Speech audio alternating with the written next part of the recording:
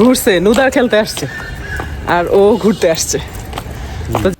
এই সময়টা ঠিক অনেকেই বেড়াতে গিয়েছেন বা অনেকেই যাবেন, প্রিপারেশন আছে, আমরাও যাবো ইনশাআল্লাহ। তবে তার আগে মেজো ছেলের একটু আবদার ছিল, গ্রাম থেকে ঘুরে আসবে একদিনের জন্যে। তো সেটাই আজকে আমি যাব। যাওয়ার আগে অনেক রান্নাবান্না, অনেক কিছুই কাজ আছে যেটা টুকিটাকি থাকবে। আশা রাখছি আপনাদের ভালো লাগবে। আসসালামু আলাইকুম মাই ইউটিউব ফ্যামিলি, কেমন আছেন সবাই? আই হোপ সবাই ভালো আছেন। আলহামদুলিল্লাহ, আমরাও সবাই ভালো আছি।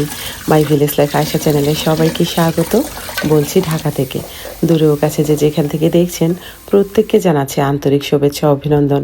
নতুন একটি ভিডিও নিয়ে আসলাম আপনাদের মাঝে। যদি ভালো লাগে চলুন কিছুটা পথ আমার সাথে।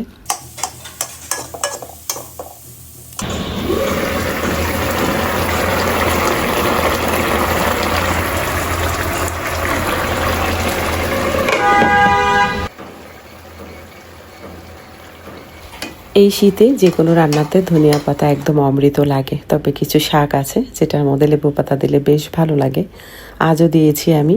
আর এখানে এই তো পেঁয়াজ কলি দিয়ে আলু দিয়ে আঠা আঠা করে রান্না করতে বলেছিল নূরের আব্বু, তো সেটাই চেষ্টা ছিল। তবে একটু ঝোল রেখেছি যেহেতু পরে আবার জ্বালাতে হবে। আর এখানে কন্টেনারগুলো রেখে দিলাম, সুন্দরভাবে শুকিয়ে যাবে। তারপর শস্য জায়গায় অফ ক্যামেরায় রেখেও দিয়েছি। তারপর একটু বাহিরে গিয়েছিলাম। করবো না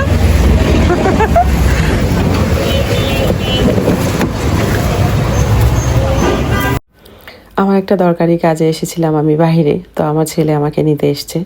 ও ড্রাইভিংটা জানে অনেক আগে থেকেই, ও যখন কলেজে পড়ে তখন থেকেই মাশাআল্লাহ ও পারে।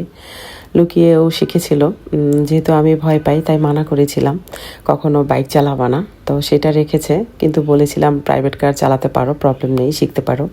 তো সেটাও রেখেছে, গোপনে গোপনে শিখে গেছে। এখন তো মাশাআল্লাহ ভালো পারে, তবুও কেমন যেন একটা ভয় করে। তো মেয়েকে নিয়ে যেহেতু এসেছে, তো ভাবলাম মেয়ের সাথে কিছু সময় কাটাই, ওর কিছু প্রয়োজনীয় জিনিস কিনে দেবো। আর ছেলেকে বলেছি তুমি চলে যাও, আমি কিছুক্ষণ পরে আসবো। তো যাই হোক, ছেলে যখন চালাচ্ছিল আসলে ভেতর ভেতর ভালোই লাগছিল, কারণ আমারও শেখার ইচ্ছে ছিল। কয়েকদিন ট্রাইও করেছিলাম, বাট তারপরে আর নুরের আব্বুর ভয়ের কারণে শিখতে পারিনি।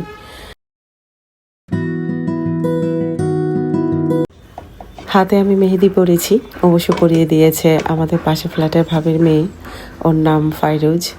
তো ও খুব ভালো মেহেদি আর্ট করতে পারে, আর শুরু থেকে আমাকে বলছে আন্টি আমি মেহেদি পরিয়ে দিব আপনাকে, আমার খুব ইচ্ছে। তো ভাবলাম যেহেতু একটা ট্যুর হবে আমাদের, তো তার আগে ও পড়াক। বাট ও ঘুরতে যাবে, তার জন্য কাল রাতে এসে বলছে আন্টি আজই আপনাকে পরিয়ে দিব। এটা তো আমি ক্লিন করে নিয়েছি, এটা আর এটা।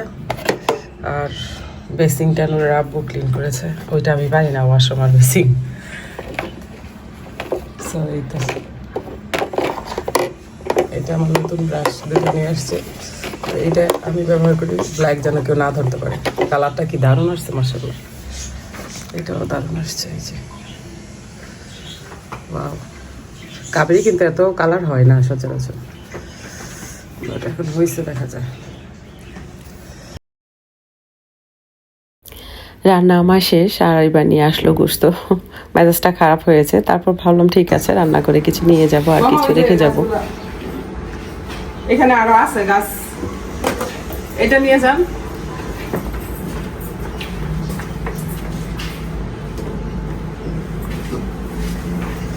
একদিনের জন্য যাই আর 10 দিনের জন্য ঝামেলা থাকবে। দুইটা বেড়া বেঁচে আছে, কেউ এখানে খাবে না, মাইশা বলিও না, ওরা আব্বু না, ওরা দুইজনে থাকতেছে। আর 2 ছেলেকে নিয়ে আমি যাচ্ছি, ওই যে তাওয়ালটা। আর এখানে আসো, এবার দেখাই। পানি তো থাকবেই মাস্ট। এই যে খাবার নিয়ে নিলাম রান্না করে, টুকু বলে গেছে। এখানে রাইস, যদিও রাইসটা ওইখানেই করা যাবে, রাইস কুকার আছে, কিন্তু তারপরও। আরে চাল নিয়ে নিই কালকের জন্য, না রেস্টুরেন্টে খাবো? আরে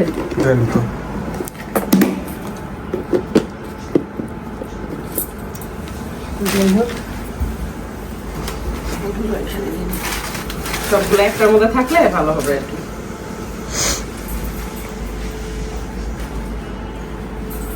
আর এগুলো হাতে হাতে, বুঝছো?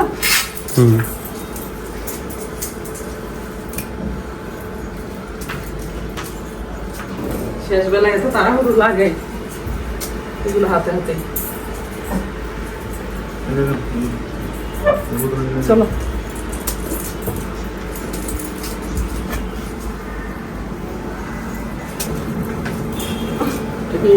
জানি ওইখানে ঠান্ডা কেমন হবে। ব্যাগে দিও না, কি দিব? ব্যাগে দিলে পরে যাবে, হাতে হাতে নিতে হবে। ব্যাগে দিলে মানে বোঝা যাবে না, পড়বে না। এটা হাতে নেন, এটা ব্যাগে যাবে না।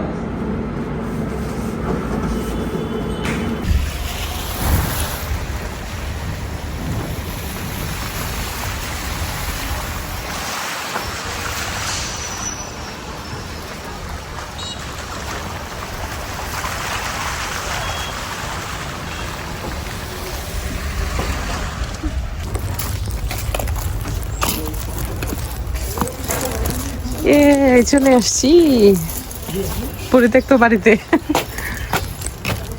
নিজের বাড়ি, কি শান্তি।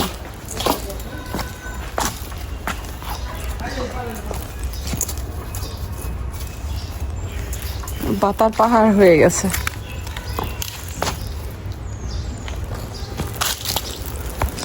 গোলাপগুলা কি সুন্দর, মাশাআল্লাহ। এই যে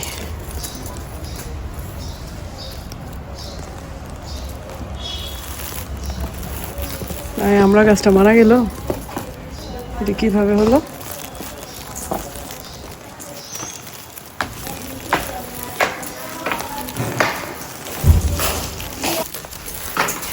চলে আসছি।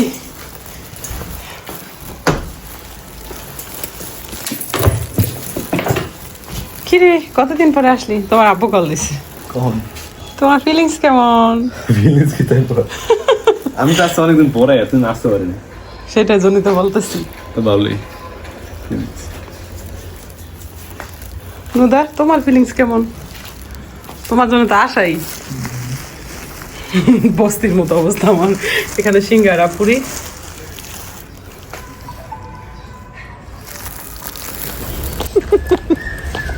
এই তোমার পিম্পল আসছে। হ্যাঁ গোটা আল্লাহ, আগে তো ছিল না, এক রাতের মধ্যে হয়ে গেছে। কালকে ইচ্ছে মতো খেলছে যায় ওখানে, ফ্রেন্ডদের সাথে খেলছো নাকি ঘুরছো? ঘুরছে, নুদার খেলতে আসছে আর ও ঘুরতে আসছে। তো যাচ্ছি বাবার বাড়িতে। কুটু কুটু কুটু কুটু পয়সামণি মাদ্রাসা। এতদিন পর নিজেদের বাড়িতে এসে কেমন লাগে রে বলতো? ভালোই তো লাগলো। তবে প্রচুর, হ্যাঁ প্রচুর ঠান্ডা বাবা, কি পরিমাণ ঠান্ডা।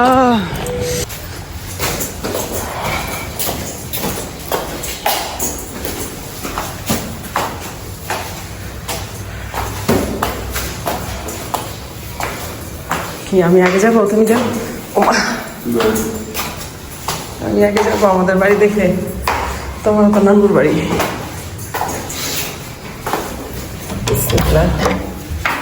আমি তো বুঝি না কোনটায় দেয়।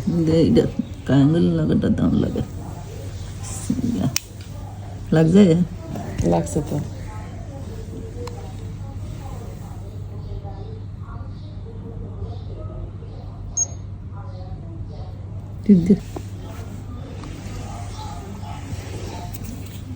সাত খাওয়ার পরে স্বাদ মানে খাইছো? হ্যাঁ। সুন্দর নরম তো আমি বানাইলাম যে মজা লাগে এগুলো, মজাই আলাদা।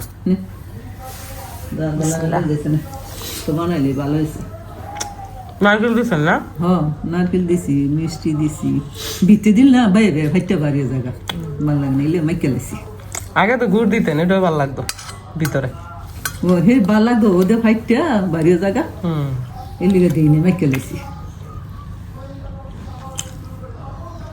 বাবা তুমি যাবে একলা?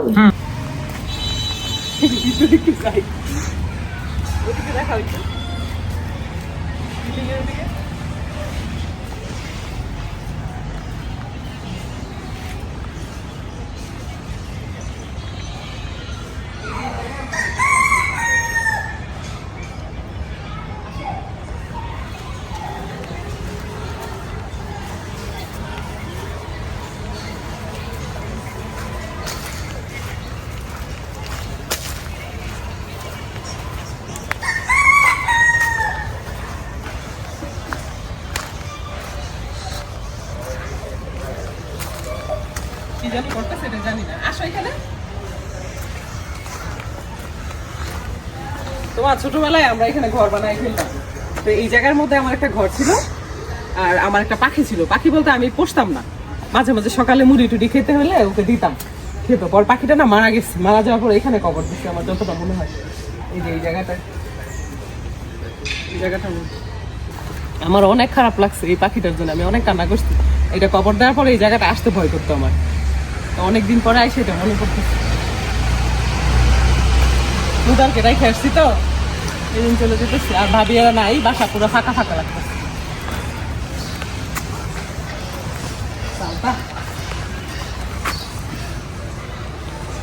চালটা কিনে খাওয়া লাগে আর এখানে পড়ে থাকে, এখন সময় নাই, নইলে নিয়ে যাইতাম। চালটা গাছ এইটা না, চালটা হ্যাঁ এখানেও ছিল একটা। দুপুরে খেয়ে আবার যাবা? একটা বোঝা আমাদের ব্রেকফাস্ট ব্রেড দিয়ে গরু গোশত।